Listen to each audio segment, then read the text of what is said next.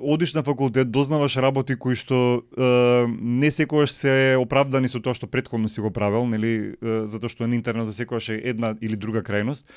И тука почнува таа борба со себе си. Тој начин, не знам, веганството или тој начин исхрана бил мене идентитет. Кога баш си кажав дека не мора да има некоја храна што е екстра забранета или ако ти се јаде, јади. Ке мене доаѓаат и млади девојки жени кои што се со идеална тежина, викаат сакам да ослабам. Вика планот за исхрана содржи 1345 калории, како ги пресметав тие 45? Дали нутриционистите имаат cheat day или не знам што, па и нутриционистите не се совршени. No. Ако сте добиле впечаток дека јас совршено живеам, тогаш подобро одследете ме, не ми е тоа целта. Антонио, како си? Добар, супер, вака, фала на поканата, ретко гостувам на подкасти, ама мислам дека се место каде што може човек баш добро да се изјасни што има да каже, нели? Да, баш веќе некое време, не знам, со Сандрата збориме некое време и конечно веде сега да се договориме да разговараме. Сме имали некои разговори за исхраната на подкастов, ја верувам дека убаво е да ги повтараме тие разговори и верувам дека има многу што да се научи како за day-to-day life, кај што секојдневно ние можеме да правиме промени, а така и како исхраната не влијае врз менталното здравје. Пред да започнеме со тоа, сакав да те прашам кај секој гостин до сега, што е за тебе ментално здравје? Ментално здравје, не знам, мислам прво што ме асоцира е спокојство. Прво, како да кажам, согласно со самиот себе си, значи спокојство со самиот себе си, прифаќање на самиот себе си. Од тука мислам дека потекнува пред се менталното здравје. Ако повеќе се потрудиме да се прифатиме себе си, какви што сме или со тие карактеристики, не значи дека не треба да се подобруваме, нели? Многу полесно ќе ни биде и да не ни влијае и околината и да не ни влијае на нашето ментално здравје, нели? Така да тоа ми е некоја дефиниција. Пред се во синхронизација со тоа како нашиот организам функционира, нашата мисла, нели, нашиот ум како функционира и поспокоен однос кон влијанието од околината. Да. Ете, тоа некако ме асоцира прво кога ќе помислам. Да, кажи ми дали, мислам, кога започнува или дали некој си имал момент кај што чекај менталното здравје е важно. Важно е како јас се чувствувам, како јас се однесувам, што ми влијае на мене. Дали имало таков некаков момент кај тебе кај што си обрнал повеќе внимание на тоа што е внатре во тебе и како тоа го имаш ти доживеано? Вака, со оглед на тоа што никогаш во животот не сум бил некоја доминантна личност, тоа ми се одразило и во средношколски години и понатаму, нели? Баш често пати сум се преиспитувал што е тоа што мене може да ми го даде тоа спокојство. Па ми се одразило после и на храна и влијанија со почетоците на интернетот, нели, влијанија од интернетот, и со изглед, и со исхрана и се, за да дојдам после до заклучок дека не знам, можеби исхраната или не знам што е, бидејќи конкретно, нели, за тоа ни е главната тема, исхраната или не знам што, можеби не мора да ми биде секојаш совршена за јас да се чувствувам добро. Повеќе треба да обрнам внимание на тоа како јас се чувствувам. Значи, имав доста турбуленции во однос на исхраната, промени на начини на исхрана, дури отидов и во некои правци на, не знам, на булимија, тоа е добро познато на тие што ме следат на социјалните медиуми, затоа што сум ги дискутирал тие теми. Се дека не додав до еден момент дека баш моето ментално здравје од сите тие испитувања и истражувања е нарушено. Не верувам дека тоа баш е проблем од храната, туку тоа се влече веројатно корени од претходно или од мојот карактер дека е склон на туѓи влијанија. Меѓутоа мислам дека не знам, од некој пред некои 10 години некако си ветив себе си дека нема до толку да се малтретирам, нели, со исхрана и со туѓи мислења и слично, не дека мене не ме допираат, нели, далеку од тоа. Меѓутоа мислам дека зачувувањето на сопствената психа мирна е многу битно. Па нека е, не знам, и преку исхраната тоа, нели, тој немир изразен или преку односот со другите луѓе. Да, многу е важно да видиш тоа што кажа ти. Сигурно храната била само на последно нешто го влече. Била последица тоа, од нешто, да. Односот кон храната ми бил последица на нешто од претходно, не дека храната е проблемот, дека таа ми го нарушила моето спокојство. нешто друго било, а храната била само некоја, не знам, составен дел, некоја алка во целиот тој синџир. Да. Како на тебе тоа влијаеше тој момент кај што сакаш окей чекај се обидувам да бидам перфектен со храна, да имам најдобра диета, најдобар план за исхрана и се тоа и одеднаш. Значи, прво и основно, тоа беше долг процес. Значи, борба една со себе страшна. Јас пред некои 15 на години бев добри, мислам дека 6-7 години на веганска исхрана. Мислам дека тоа е најправилниот начин на исхрана. Само да кажам дека не ми беше причината веганската исхрана дека јас сум дошол до некои последици, туку сакам да кажам кои сум ги одал патишта, нели?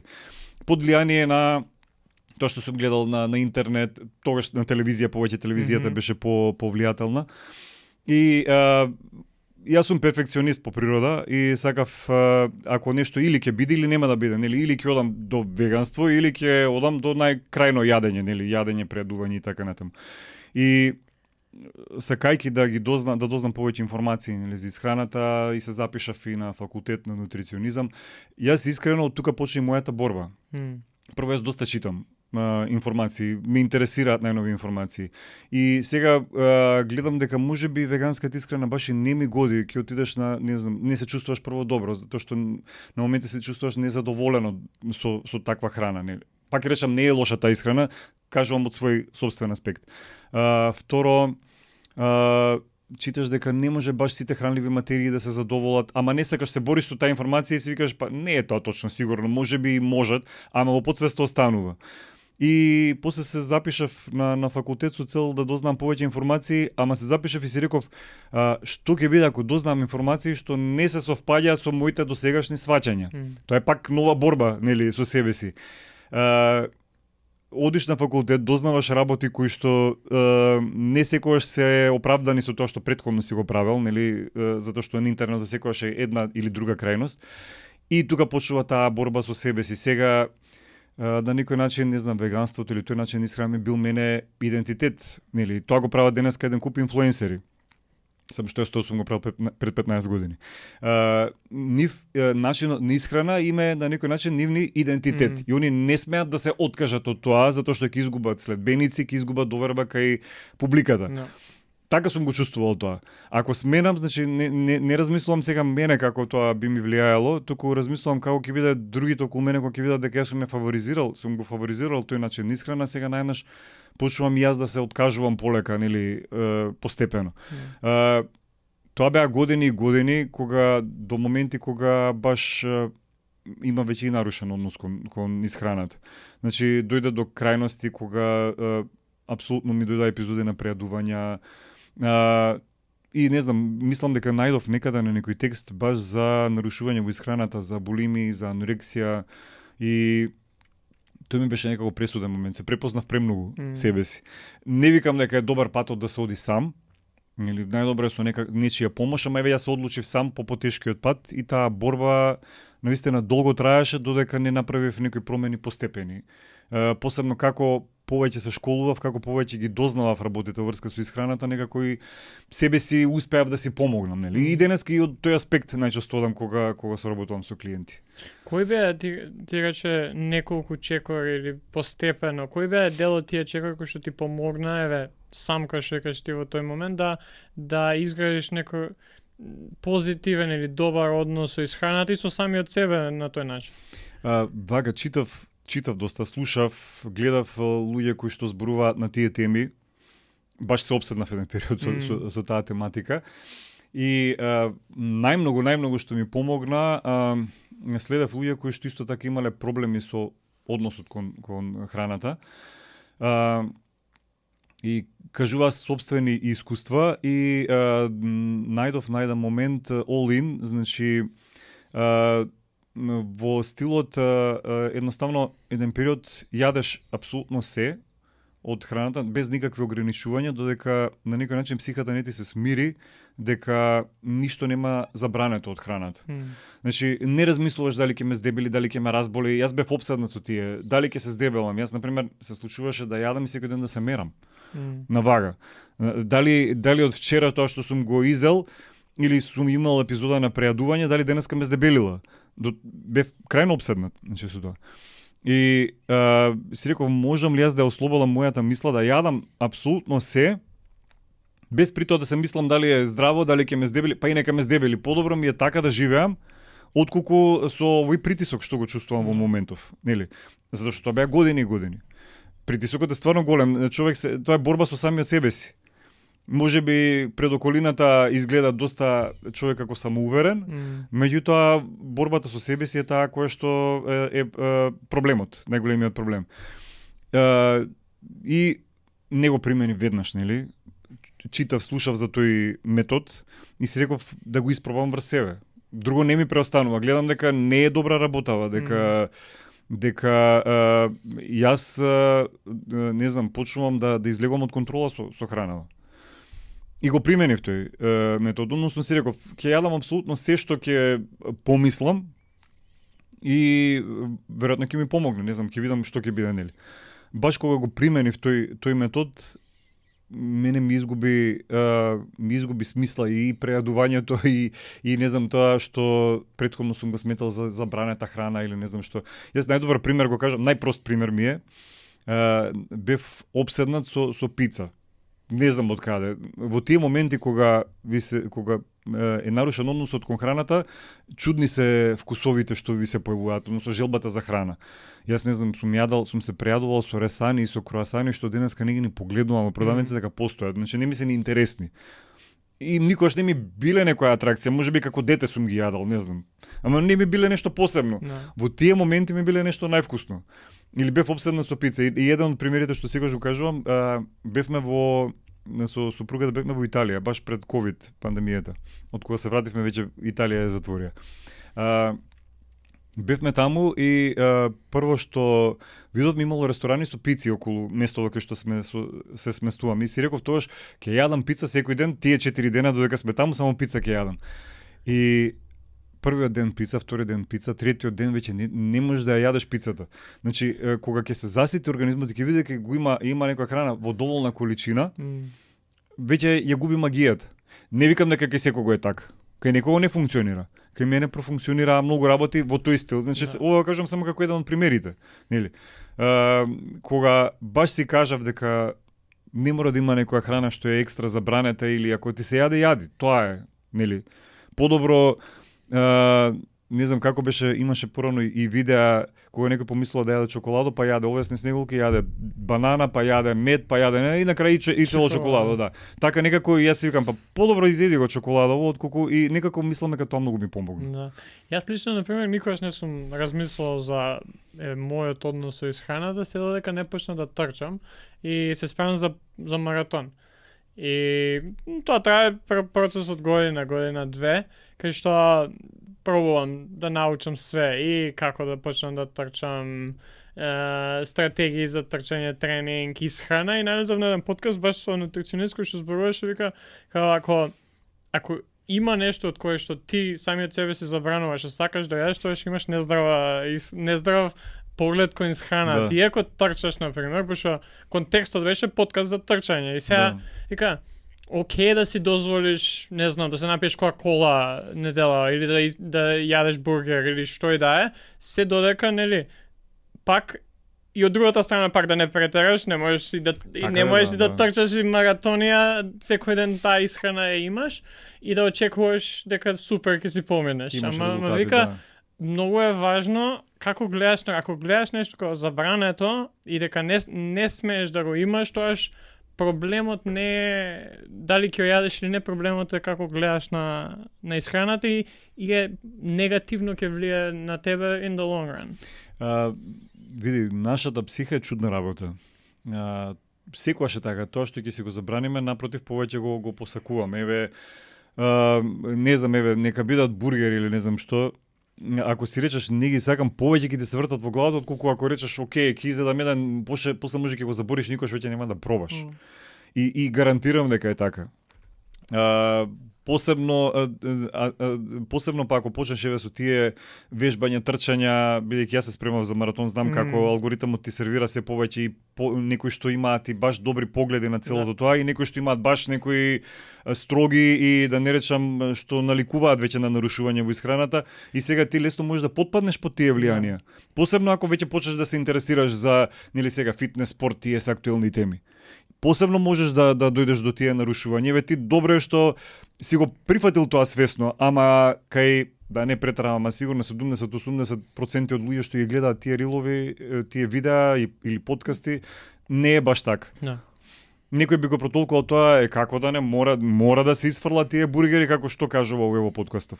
Најчесто така ќе размислуваат луѓе. И жалосно е што е така. Да, и мене беше интересно беше дека работев со некој кој што ми помогна да трчам подобро, да почнам да вежбам и у моментот беше како чекај, ти кога трчаш тебе ти треба и благо, и солено, тебе ти треба земи си сникер, земи чипс, све, пошто тоа тебе до трчаш.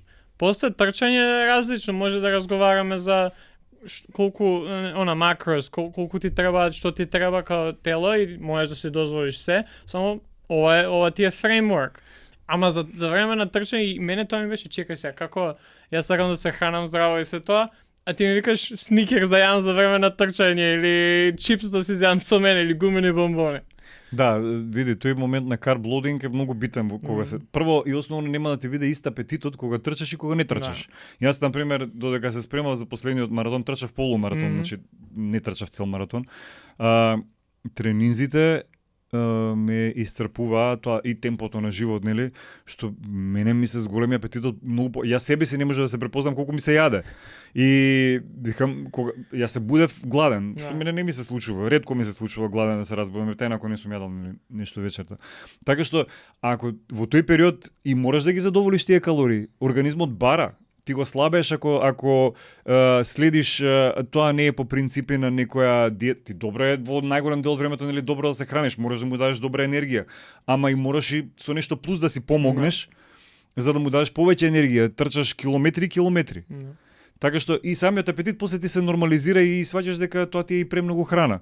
Ама луѓе се чувствуваат виновни и трчаат километражи, а се воедно и во голем калориски дефицит и тоа е најголемата грешка. И за вежбањето општо се трчање го правиме муабет, инаку за вежбањето општо. Има девојчиња вежбаат напорни тренинзи, значи овие што се high intensity и се во некој калориски дефицит од 500-600 калории, па тоа е премногу. Од 500-600 мислам од одржувањето на тежината, а плюс кога ќе го дадеме и тренингот може и 1000 ќе додат. Да, не, на што мислиш дека се дози тој момент да се чувствуваш, знаеш, гледаш оке се здрав начин на исхрана, тоа е здрав начин на живот, трчање, вежбање, воопшто било каква физичка активност, а околу исхраната секој се чувствуваш виновно ако под наводници јадеш нешто нездраво. На што мислиш дека се должи тоа чувство на вина кога се прави? Според мене исклучиво влијанието на интернетот. Колку и да бараме други причини, мислам дека нешто влијание на инфлуенсери, на оние what I eat in a day, на тие совршени представувања, совршени начини на исхрана. Многу од вежбачите што се представуваат или во фитнес нишата што се на интернет, што го представуваат својот начин на живот, имаат нарушен однос кон исхраната. Само што тоа денес е спакувано под етикетата wellness, под етикетата дисциплина, здрав начин на живот. Прво и основно, посебно млади луѓе многу потпаѓаат под влијание. Нечи совршен начин на живот, ние сакаме да се го пресликаме кај нас. А ние сме сосема друга личност, со друг метаболизам, друга градба, поинаква психа, нели?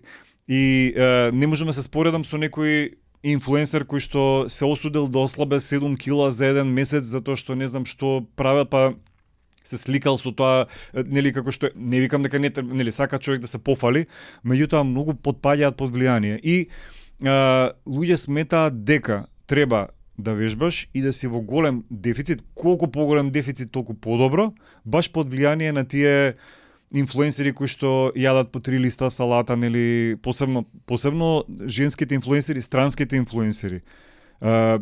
Страшно е тоа колку нивните нарушувања во исхрана, нивниот лош однос кон храната го продаваат како добар продукт. Ние не знаеме во позадина што се случува. Дали таа девојка што се слика со собран стомак и што јадала од сабајле, спиела смути, за ручек јадала 3 листа зелка, а вечерта се напила само вода, не знаеме во позадина дали не се прејадува, нели, дали има такви епизоди, дали не јаде нешто плюс. No. Од тоа. Ние го гледаме тоа дека она живее денеска со 800 калории. И мислиме и гледаме како изгледа. Најчесто се слаби, нели, најчесто се со истакнати мускули, не знам што. И тоа деца го гледа, деца, помладите сакам да кажам, го гледаат и сметаат дека тоа е совршеното. Не е совршеното да си со да речеме со нормална исхрана, да не си во дефицит и да вежбаш. Не. Да вежбаш, да си во дефицит и по можност што е можно повеќе си слаб. Кај мене доаѓаат и млади девојки, жени кои што се со идеална тежина и викаат сакам да ослабам. Што да ослабеме? Да го ослабеме организмот да не функционира веќе како што треба да функционира. Мислам дека трендот е таков и мислам дека силното влијание на интернет си го прави своето. Што е според тебе, например, сега да се задржиме малце на физичката активност и исхраната, бидејќи ја почнавме таа тема. Според тебе, како изгледа еден, не сакам да кажам правилен, туку како изгледа еден начин на исхрана кој што не е штетен за тебе, дур вежбаш и или трчаш или си активен физички, и зборуваме сега за повеќе за некој кој што е активен, не знам, трча по 30-40 км неделно, вежба неколку пати во теретана, или па и да кажем и за професионални, или кај нас ако збориме за спортисти кај нас. Да. Вака, значи прво и основно тоа за сите важи, не прескокнување оброци. Доволно протеини, ама и доволно јаглехидрати. На тоа многу се заборава, затоа што посебно луѓе што трчаат или што има таква некоја активност, многу им фали енергија. Во таков случај дури можеби и до 50% од калориите треба да одат јаглехидратите, колку и да се озлогласени. Многу вршат работа во такви спортови. Најголемиот проблем е кај тие луѓе што се базираат многу на суплементи, можеби. Сега, нели, на конфлекс, гриз и не знам што се веќе во здрава храна, што мене воопшто не ми се допаѓа, не знам од каде дојде се до тоа. Значи, нормални оброци кои ќе придонесат за доволен внес на калории и редовни оброци добро изградени, без прескокнување на оброци. Тоа е најдобриот начин на исхрана. Дури некаде ако треба по 5 оброци дневно, посебно човек ако е повеќе физички активен, и 5 оброци дневно, или некој ако не може многу да внесува храна, па и на неколку пати да ги подели 6 нека бидат оброци во рамките на тие калории што се потребни, без преголеми дефицити од, не знам, мене со клиенти ми се покажало дека се што е над 500 калории дефицит, веќе, ако треба да има дефицит, нели, правиме муабет, веќе е измачување, малтретирање на организмот. Значи, таква некоја, прво да тргнеме од тие основни работи, па после се друго. Нели, после да размислуваме некои финеси, дали на некој му требаат повеќе протеини, повеќе јаглехидрати, тоа веќе се доста влегување во детали. Да. Ја имам приметено кај мене, која у последна година дена, која пробав неколку различни начини, не на исхрана, туку на како, тоест не диети, туку баш исхрана устилот. Мене највеќе ми помогна тоа што почнав да бројам што јадам. Колку тоа помага или одмага кај некој? Зборуваме за протеини, за јаглехидрати, за фат, не ми текна на македонски. Масти. Колку тоа, дали тоа стварно помага или повеќе, не знам, мене може ми помогнало, пошто сакам да видам и ми помага да останам дисциплиниран во тоа, или е зависно на човек на човек? Многу зависно, може, значи, приказната има две страни, значи две варијанти. Едното е, некој може, како ти што викаш, чисто информативно да ти биде, без преголемо обседнување. Чисто да се запознае човек со храната, што содржи, кои компоненти, калории и слично. Меѓутоа има друго кога тоа броење на калории ни станува обсесија, нели? Или ако не ги исполниме сите карактеристики во една апликација кај што броиме калории, да ни биде тоа, тргам од себе. Јас, на пример, броев калории правам момент за овие во претходниот живот, претходниве години. И ако не се сите параметри исполнети во однос на микро и макронутриенти, јас мислам дека тој ден не сум се хранел здраво. Значи тоа беше тотална обсесија. Сакам да кажам, може да не однесе во тој правец. Самото броење калории не значи дека човек ќе се опседне и дека сега готово си го нарушил односот кон храната. Може некој пак чисто да си следи, како што викаш, чисто да се придржувам до некоја цел. Ама кај многу луѓе и може да придонесе баш да се наруши односот, да бидат преопседнати со секоја калорија.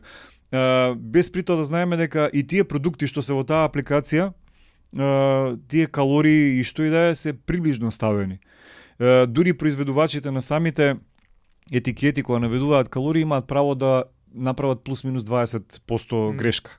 Значи, никој не може точно да... Прво не знаеме ние нашиот организам точно колку троши калории. Се тоа што е пресметка е приближно. Не е, јас кога ќе видам, планот за исхрана содржи 1345 калории, како ги пресметавте тие 45 калории? Како знаеш колку мојот организам ќе абсорбира од тие калории? Нели? Колку трошам јас, нели?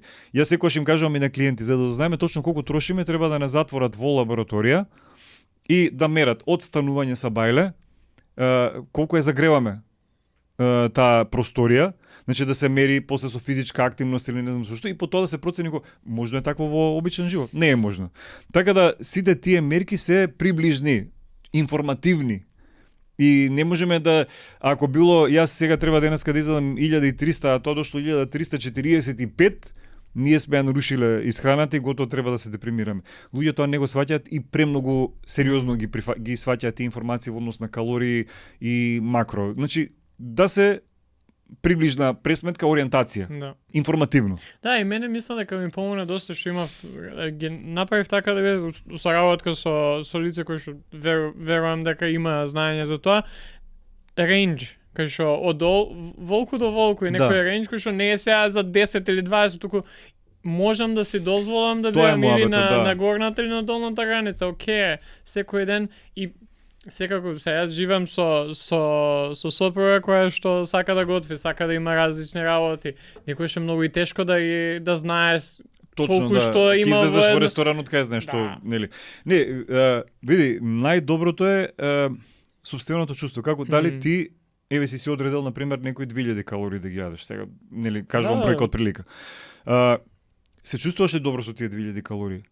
Може би некогаш поради составот на оброците па да не ти се доволно, ама ако гледаш дека и оброците ти се добро составени, имаат доволно протеини, јаглихидрати, масти и пак не те заситуваат, значи 2000 калории не се за тебе.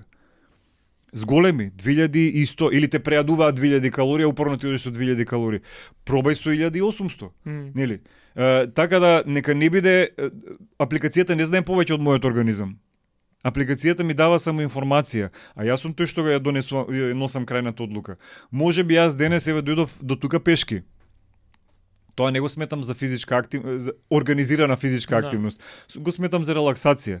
И јас сега ако тоа не го ставам во калкулација, само подоцна што ќе извежбам во тератана, го ставам тоа и сега кога ќе јадам, се чувствувам гладен. Па гладен сум затоа што не сум ја земал предвид ни неорганизираната физичка активност, одењето до продавница, чистењето дома, пешачењето некој другар те викнал си паркирал некаде поблиску, подалеку, немало каде да се паркира и тоа е физичка активност. Дури некојаш тој тип на физичка активност и повеќе ни одзима калории отколку одењето во тератана. Во тератана може и само 200 калории да ни потроши. Така да најдобар репер е како се чувствувам јас. А калориите од пресметани во апликација се само ориентација, ништо повеќе. Да, и многу е важно, тоа пак го научив од кога почнав да трчам да си ослушам телото. Тоа е најбитно. И да се запознам со ја, уствари сватив колку ствари не си го знам телото, пошто ја цел живот цел живот сум у спорт, ама секогаш било тимски спортови, никогаш не ме бивало и од секогаш сум гравитирал кон другата страна на спортот, кажу, оке, сакам да бидам тренер, сакам да научам повеќе. И сега кога почнав да трчам, кога почнав да се изложувам малце повеќе на физичка активност од тој вид, кај што од секогаш сум пешачар, од кога дојдов у Скопје, ја првата година намерно не земав вакво карта од ЈСП, иако имав без пари ради тоа што сум студент, дека секаде одам. Идев, ми се случувало карпош до Новолисиче некојаш, пошто сакам да одам. Ама никогаш не сум, знаеш, не размислувал, кој што кажа ти, не сум размислувал како некој, не знам. Тоа си го сметаш за релаксација, па не е физичка активност, нели? Ама сега кога почнав да трчам и кога почнав да учам да гледам повреда, не повреда, што ми кажува телото, ја уствари сватив колку само не си го знам телото. Така е со повеќето. Јас тоа викам, треба многу диалог со себе си, а тоа е најтешкиот диалог. Јас можам и да ти дадам тебе совети или ти да ми даваш совети и ќе си излезам од просторијата ти после нели мисли се, ама себе си како да си дадам совети, како да го применам тоа е најтешкиот момент. И како да се слушам себе си, како да сум во синхронизација со баш нели на почетокот да се вратам што ме прашаш што е ментално здравје. Тоа е тоа.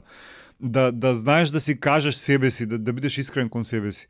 Тоа некако го запоставуваме. Нели и со хранава.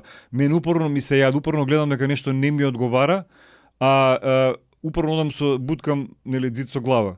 Или сум слушнал на интернет дека немало докази дека доручекот е најбитниот оброк, не знам, од оброците.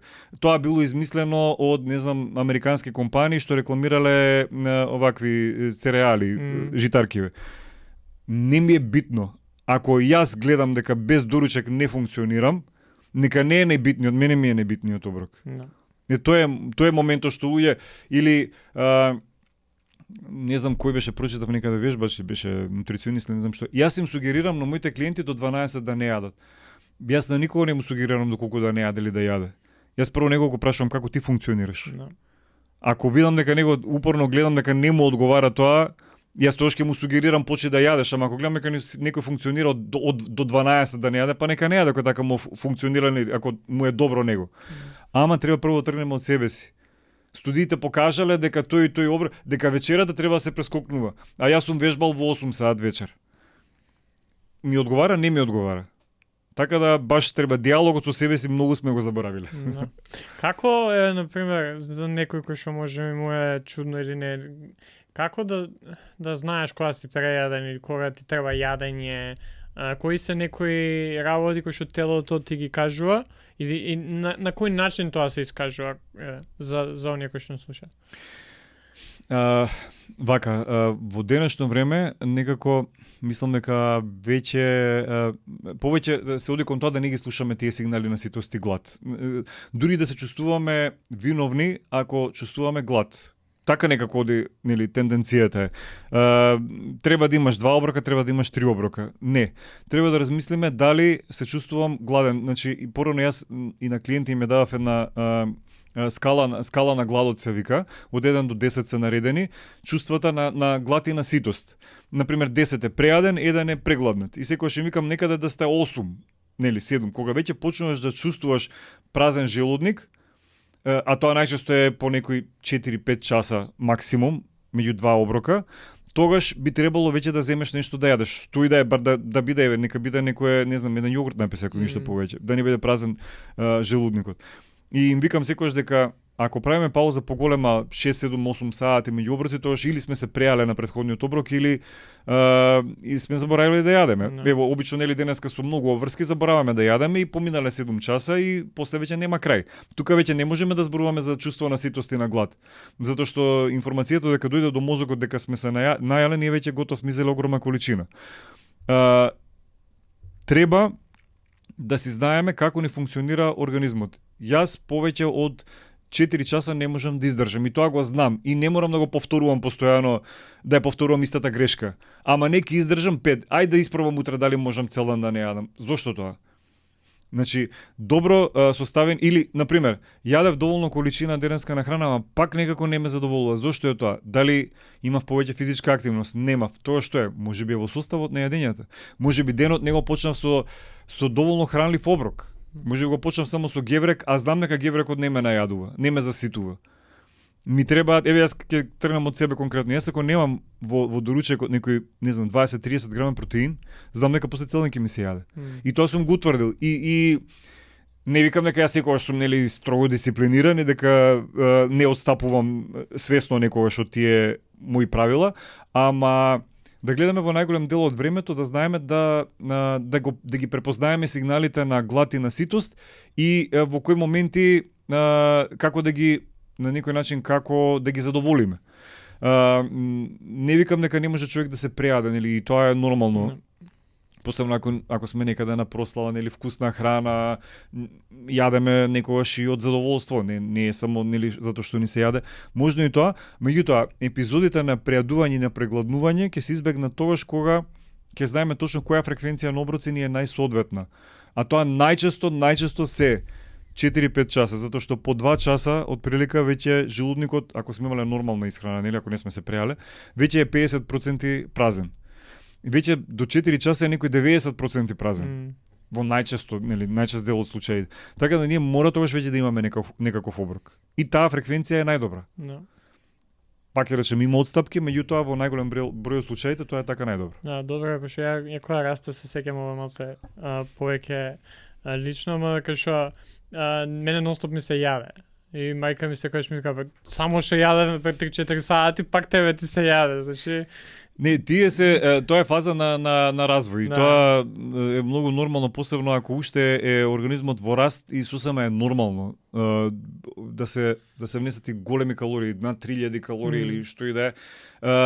Тоа е веќе некој друг момент во развој, кај децата во развој не е баш толку репер, нели? Да.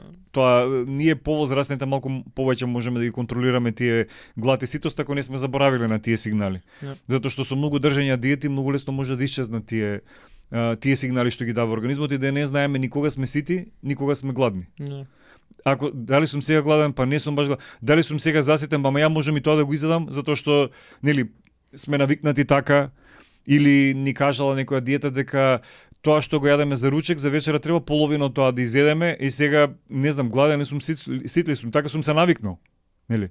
No. За децата еден муабет, друг е за возрастните. Сега да те прашам едно од работи кој што мене ми е секојаш проблем, а за кој што имам слушно да ме немам доволно истражувано и која јадеме. И мене ја морам нешто да гледам, морам нешто да слушам, бидејќи не можам да се сконцентрирам. Колку тоа влијае начинот на кој што јадеме исто. Еве, ако земеме еден оброк, кај што седнуваме и само јадеме, не правиме ништо друго. Колку тоа влијае врз нашиот организам, врз како ја конзумираме храната, каков однос имаме со храната? Прво што ќе прочиташ на интернет е дека нели доаѓа до прејадување ако гледаш нешто. Јас не ги гледам така црно и бело работите. Мака што реално вака, значи теоретски гледано кога гледаш во некој друг предмет, видеа нешто на YouTube, не знам што, јадеш механички. И чувството на ситост не го перцепираш. Значи едноставно се претрупуваш додека има пред тебе храна и јадеш. И може би не, да речеме, недожвакана храна, недоволно обработена, нели, механичката обработка што настанува во усната шуплина. Тие се ризиците кога гледаш нешто, нели, кога те одвраќа нешто, кога те го одвраќа вниманието. Од друга страна пак сум забележал дека луѓе кои што без да гледаат нешто, нели, само јадат, тогаш се прејадуваат. Тогаш им се случува тоа. Така да доста е индивидуално. Не викам дека е најдобра работа да гледаш, нели, нешто и да јадеш, затоа што ќе повеќето тоа доведува до прејадување, ама не мора да значи дека е така. Некој па напротив така подобро функционира. Нели? А и сега, нели, деца како ги учиме помаливе да гледаат на телефон за да може се да им се да изедат, што е погрешен став, ама нели сега веќе сите сме некако на тој начин функционираме. Да. Ги спомна и баш ми сега сакам да те прашам, ама мислам дека можам да претпоставам кај ќе иде твој одговор, ама дали постои некоја начин на диета или начин на исхрана, го спомнавме веганството, има и многу други, кој што е штетен, без разлика на личност, без разлика тоа штетно е, без основ, знаеш, за сите е штетно. Сега зависи ако ме прашуваш за популарни диети, не знам колку е штетно баш, ама еве на пример оваа популарна UN диета според мене е меѓу тие што се најлошите начини на исхрана. Не е лоша во однос на изборот на храна, туку правилата што ги има диета. Например, со, не знам како беше, 2 исти овошки наутро, па еден ден имаш јаглехидратен, еден протеински, не знам што, па еден ден имаш само на вода, еден ден само на овош, еден ден само на благо, што е тотално лош распоред на оброци и на макронутриенти во текот на денот. И сум забележал дека многу ги доведува луѓе баш до преадување после тој начин на исхрана. Среќа сите не ја држат премногу долго. Исто што имаше една диета што ја слушнав и баш се изненадив. Секој ден јадеш еднообразна храна. Например, денес можеш да јадеш само краставици, утре можеш да јадеш само ориз, после можеш да јадеш дури и виршли само, ама тој ден да ти биде само тоа. Што исто така е доста, да речеме, се лоши препораки. Другите не ми звучат толку страшно ако добро се спроведуваат. Па и кето, па и веганство и не знам, карнивор можеби исхраната што е сега популарна, исто би ја сместил во една од најлошите типови на исхрана. Затоа што тие се, значи, мислам дека таму само месо е дозволено, ништо повише. Таа би ја сместил исто така во најлошите типови на исхрана. Другото семе е некако кој како ја применува, со други зборови. Значи може да речеме и кето да биде окей за некого, ако добро знае да е баш онаа изворната форма ако ја применува. И сега сакав малце 40 на минути веќе збориме. Сакав и да позборуваме за нашиот однос со храната која станува збор со емоционалното јадење. Што е емоционално јадење и зошто се случува според тебе? Вака, прво да разликуваме, значи баш вистински глад и емотивен глад, што доведува до емотивно преадување. Вистински глад е што доаѓа постепено, значи правиме момент ве претходно кажа 2 часа, 3 часа, 4 часа, нели.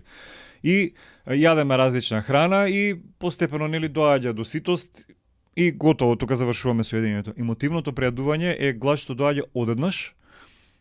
Една специфична храна најчесто ни се јаде и не значи дека ќе се заситиме, односно не зависи од тоа дали сме сити или не. Ние пак можеме да продолжиме да јадеме. Под влијание на емоции често пати јадеме и тоа луѓе сме и не е нешто страшно. Меѓутоа, кога ќе излезат работите од контрола, тоа е страшното. Ние денеска човечкиот мозок е претрупан со информации. И најчесто најголемата утеха што ја бараме од стрес, од информации еден куп е во храната. Лошото е кога доаѓаме до тоа да ни биде храната единствената утеха. И тогаш доаѓа до тоа емотивно преадување. Не размислуваме дали сме решиле нешто со тоа. Најчесто основата на емотивното преадување не е храната.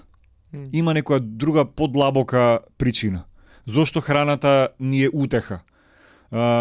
Зошто во моменти на слабост ние посегнуваме по многу храна?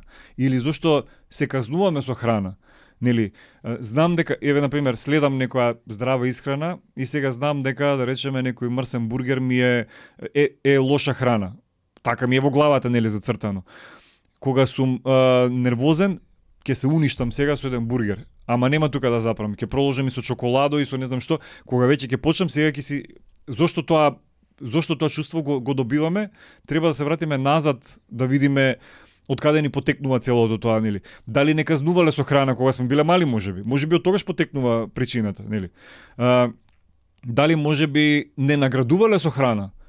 Ако си добар, ќе ти дадам, нели, да јадеш тоа и тоа. Или како и денес уште го имаме тоа како појава. Утеха со храна, ако плаче дете, дај му да јаде. Нели, за да не плаче. Тоа е, понатаму не знаеме тоа како се одразува, колку силно се одразува на возрастната личност. Која ќе бара секогаш утеха во храната.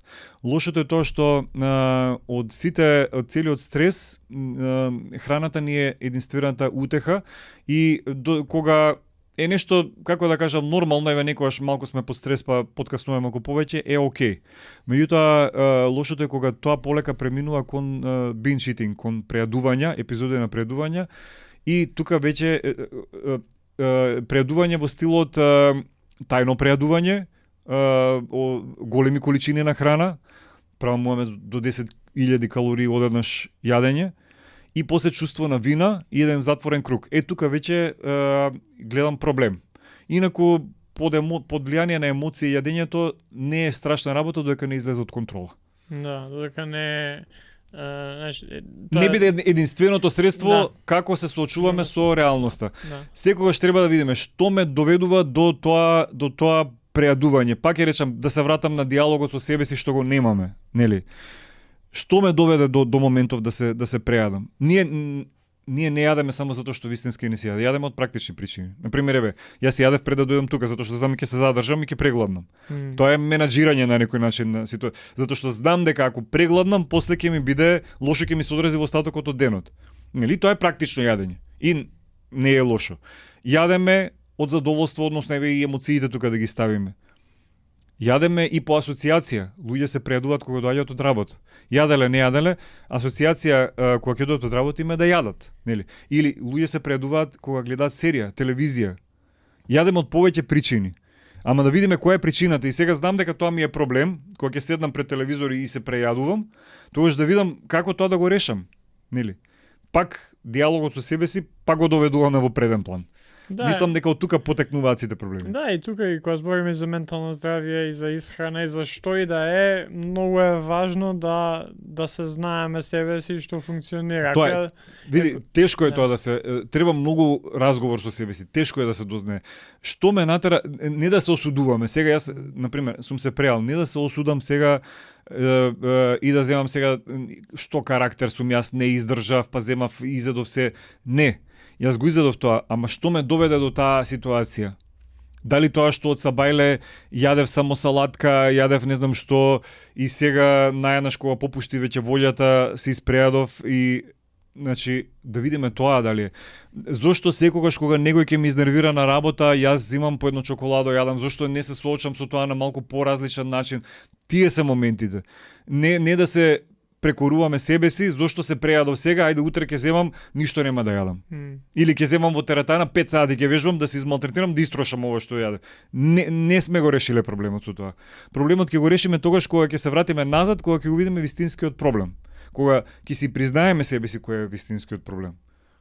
Не да се залажуваме. Да, да, ја имав таа ситуација сега за прв пат можеби почнав со построг пост, кај што сакав да испробам некој начин на исхрана, но целта ми беше повеќе духовна, кај што сакам да видам како мене ќе ми влие не на некој wellness со wellness цел или јас сакам да бидам не знам да бидам подобар од таа смисла, туку колку јас можам да напредувам мојот однос со Бог. И после некои 2 недели кај што јадев само навечер, пошто така одредив и преку ден нема да јадам, навечер ќе јадам еден оброк кој што би ми бил доволен за следниот ден. После 2 недели кај што издржав, ја дури на патување бевме и на хај стрес ситуации се тоа, успеав, ама после тоа сватев и знаеш, го добив одма тоа кај што бев јадам, не заборавив дека постам и усвари јадев и се цел ден го поминав дека се зошто го направив тоа. Како може да се дозвола? И тоа што треба да се прашаш, ми одговарало ли мене тоа? Дали ми одговара? И после неколку дена, еден ден нема ќе успеам, вториот ден нема да успеам, и со разговор со сопругата и така си навлегов во себе, сакам да повеќе, окей, зошто го направив тоа и викам, чека, ова мене не ми одговара.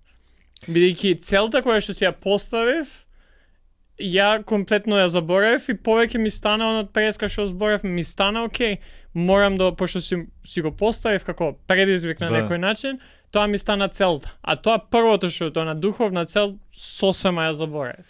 Тоа ми е, некогаш си ставаме пред себе некоја тешка и неостварлива цел. Не значи дека исправно ако сме ја замислиле и дека убаво е човек да се стреми кон некоја цел. Значи, вака сега може би звучи дека јас сакам да речам луѓе јадете што и да е, може би таков печаток се добива, ама не ми е тоа целта. Сакам да кажам дека и од работа со клиенти, сваќам дека луѓе си ставаат нереални цели пред себе си. Дали можам тоа да го издржам?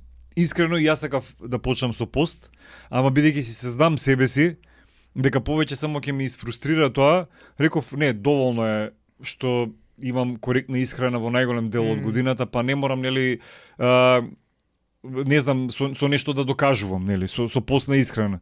Ако гледам дека не ми оди, тоа е имам зад себе искуство со нарушен однос кон храната, не сакам да го потпалувам уште толку нели огинов да се разгори пак. No. Така да нереалните цели се многу голем проблем. Или идентификувањето со нечии други цели, тој успеал тој. No. Не знам дали јас ќе можам да го успеам тоа, ќе гледам да бидам најдобрата верзија од себе, ама не можам да бидам верзијата на тој другиот што го гледам на интернет, што ми се појавува секој ден со некој рил. No. Да, многу е важно и јас тоа го имам сватено и порано сега пак го сваќам на trial and error ситуација кај што пробуваш нешто и не успева дека Ма тоа е најбитно, тоа е најуспешно така. Да, и гледаш дека ќе чека, не е само теорија што или ајде сега пред неколку години јас сум го сватил, сум видел дека е така, ама сега сум подобар, можам пак да правам и уствари гледаш дека не, тие се некои работи кои што се така и ти едноставно треба да ги почиташ како такви и да кажеш ти, ако јас сакам сега цел, јас следната година на пример ако дојдам пак во иста ситуација, окей, нема да правам ово и после ќе пробам нешто поублажена варијанта, да. Ти пак биди си со слична цел, нели? Ама во некоја поублажена варијанта. Не мора да јас имаше едно прашање на стори, знам често да ставам прашања, дали нутриционистите имаат cheat day или не знам што, па и нутриционистите не се совршени. Ако сте добиле впечаток дека јас совршено живеам, тогаш подобро одследете ме, не ми е тоа целта. Значи, и јас имам некоја цел, ама никогаш не сум совршен во исхраната, нели? Како и никој друг.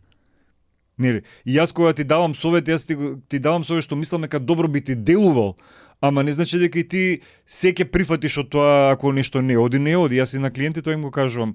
И програми за исхрана кога правам.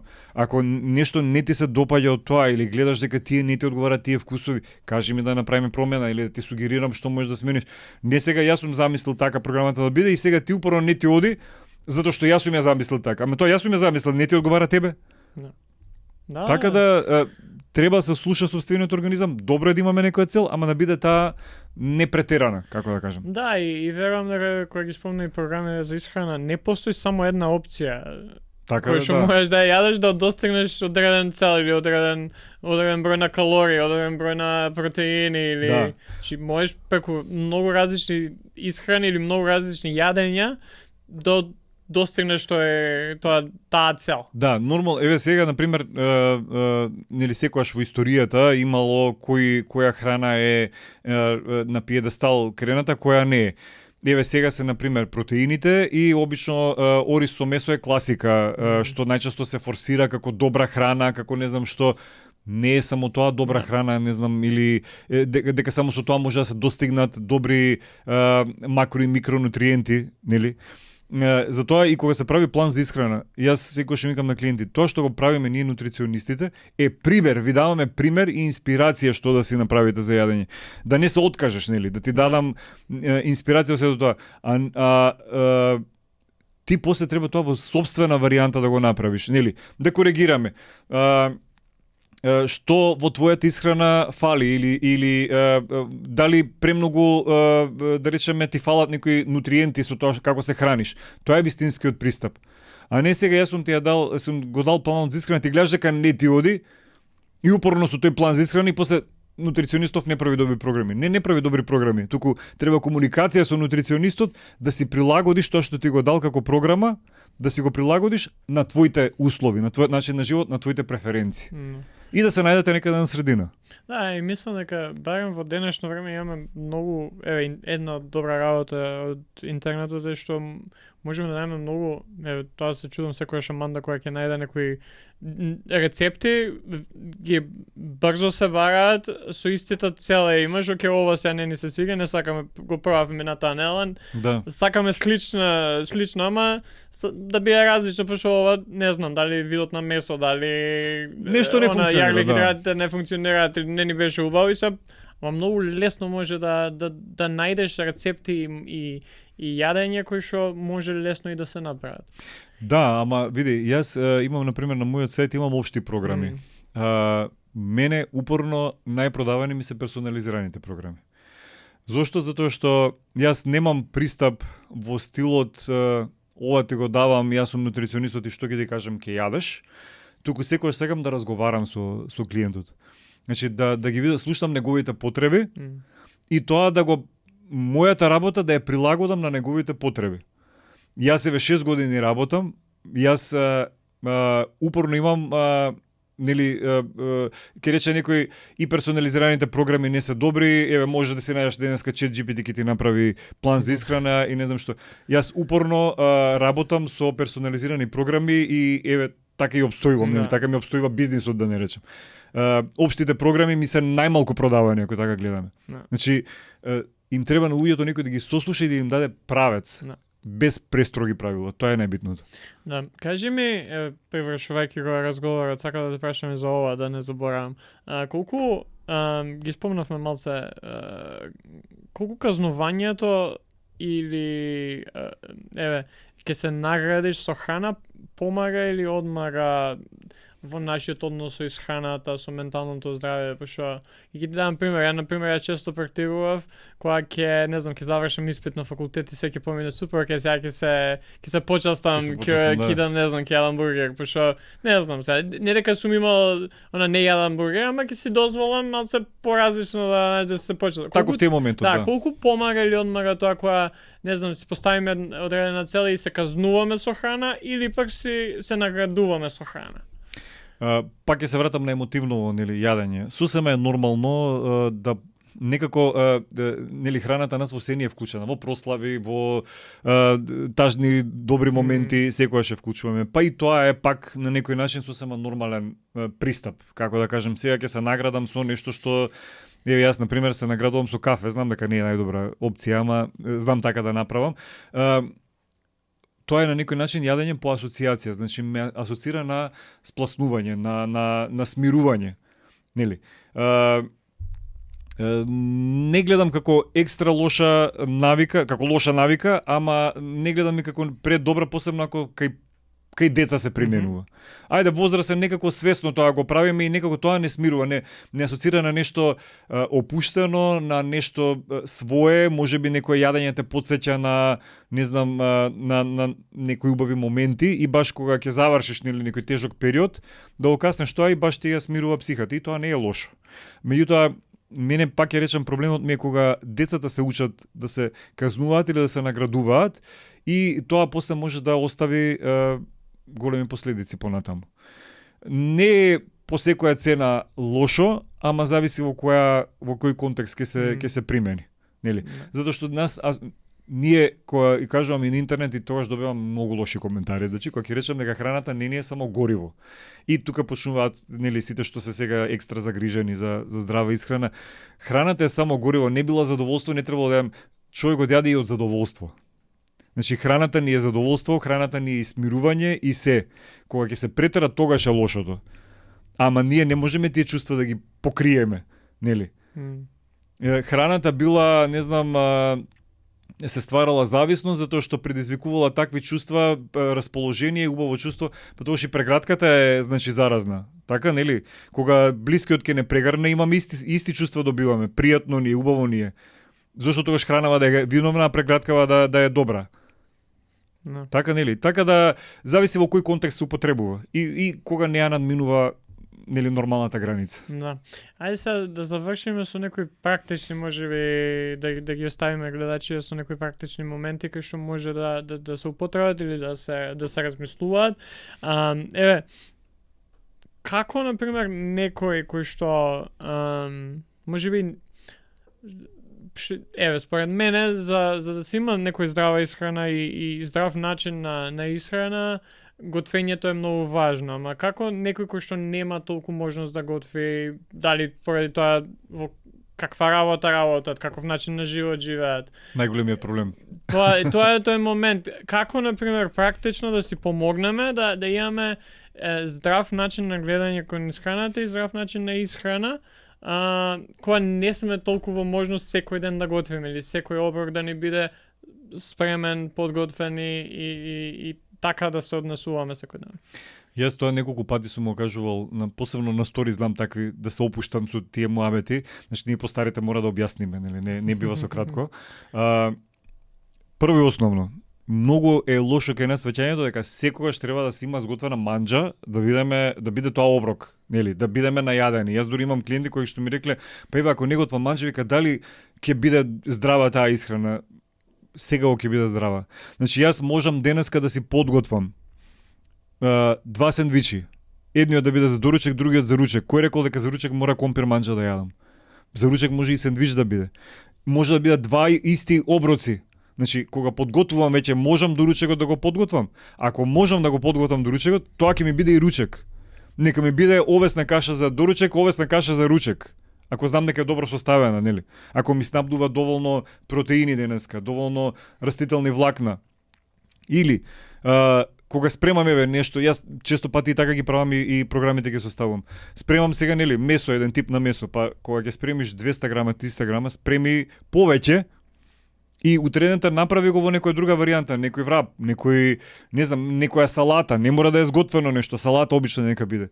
Значи, спремањето на сложени оброци остави го за викенд. Повторувај ги рецептите. Јас се викам и на клиенти, ова што има тука еден куп рецепти во програми, тоа е затоа што сте дошли кај нутриционист и очекувате да ви дадам нови рецепти. Ние во реалност колку испробуваме нови рецепти? 2 во месецот. Другото сме робови на навики. Истото го правиме во повеќе варијанти и тоа не е лошо. 3 дена јади иста храна и тоа не е лошо. Нели, направи голема количина, сега да не биде, јас например не преферирам многу долго да се чува во фрижидер, не знам колку хранливи материи задржува нели храната кога предолго се чува во фрижидер.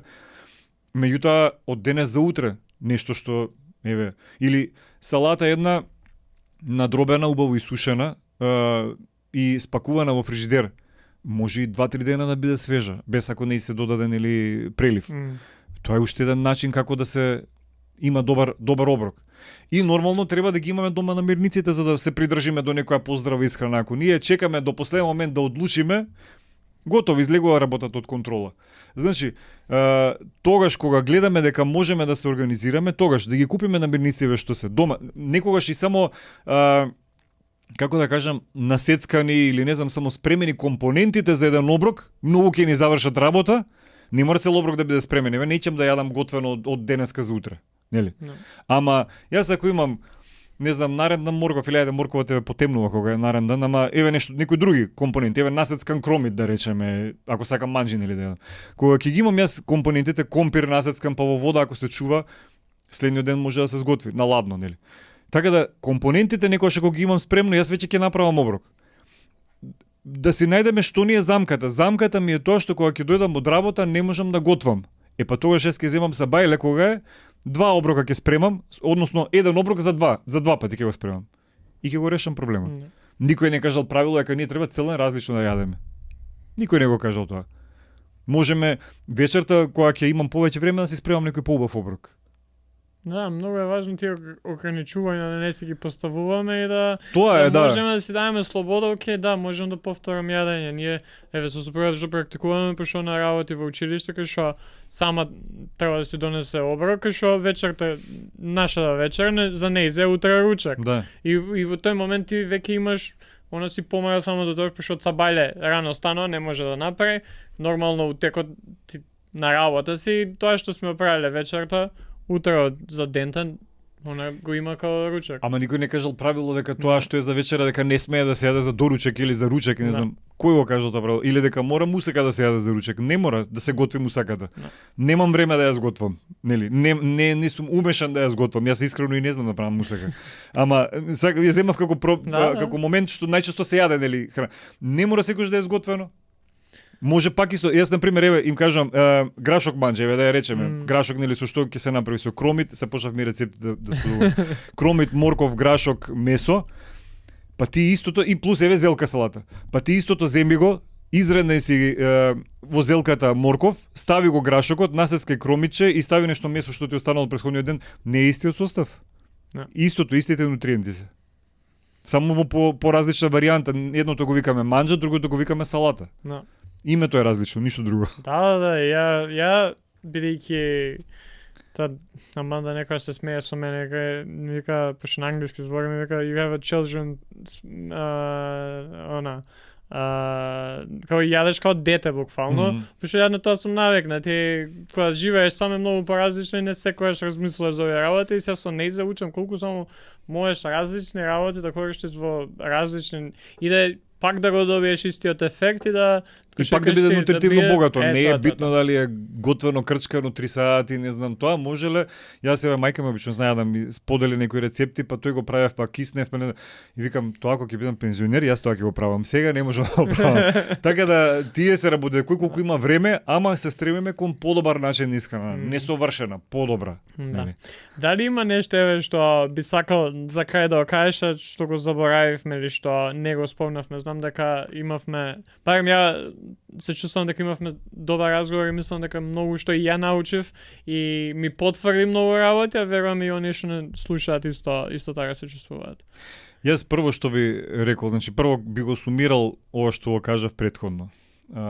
Слушајте си го собствениот организам, значи не се ориентирате од тоа што другите гледате што го кажуваат. Ако гледате дека некој не знам, профил на Инстаграм, на Фейсбук, на ТикТок, премногу вас ви влие, ви представува, ви предизвикува да очекувате од себе си претерани цели или не знам што така, подобро одследете го, нели?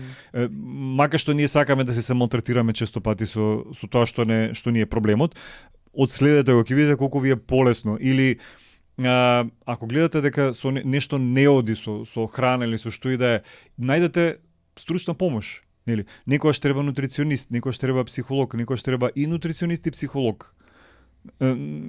Не е лошо да се побара помош. Некогаш кај мене, например, доаѓаат луѓе што се само за еднократна консултација, доволно им е таа. Еден час да поразговараме, да ги разрешиме сите дилеми што ги имаат. Така да не е страшно да се побара помош ако е потребна помош. Пред се, неколку пати тоа го нагласив, пак ќе го кажем, слушајте си се себе си. Ако имате потреба од помош, обратете се, битно, гледате да се чувствувате добро во сопствената кожа. Тоа го забравивме. Денеска многу се зборува за здрава храна, ама се повеќе луѓе не се чувствуваат добро во сопствената кожа. Да тргнеме прво од себе си, па после, нели, да видиме другите што ни пласираат како информација. Да. И за крај, сите гости така го завршувам разговорот со нив, така и со тебе. Кое прашање ти би го поставил на еве оние што издржале некој саат и нешто да не слушаат? Што би го задржал вниманието? Не, прво што би дали ви остана некои работи во врска со исхраната не доразјаснети. Секој што им го кажувам и на клиенти, секој ги прашувам. Викам посебно на крај на соработка, нели? Еднаш мора да прекине и им викам има ли нешто што остана неразјаснето. Тоа би е секојаш вака дилема да знам луѓе како размислуваат на таа тема и тоа мене ми е инспирација да истражувам повеќе во тие области, нели, посебно нешто ако некој ми каже дека имал проблем, ама еве се појавил или сега го уочил тој проблем, така да еве баш ме интересира дали од целиот разговор остана нешто што на луѓе им останало неразјаснето, за да можам понатаму нели да го размислам тоа како тема, па можеби некаде да го објаснам на друго место.